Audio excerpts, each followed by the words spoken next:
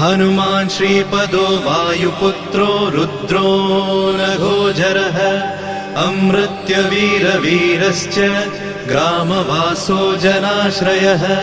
धनदो निर्गुणः शूरो वीरो निधिपतिर्मुनिः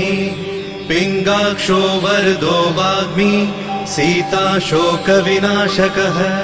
शिवः शर्वत्परो व्यक्तो व्यक्तो धराधरः पिङ्गकेशः पिङ्गरोमा श्रुतिगम्यः सनातनः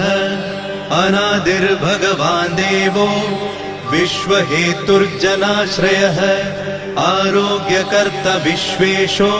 विश्वनाथो हरीश्वरः भर्गो रामो रामभक्तः कल्याणप्रकृतिस्थिरः विश्वम्भरो विश्वमूर्तिर्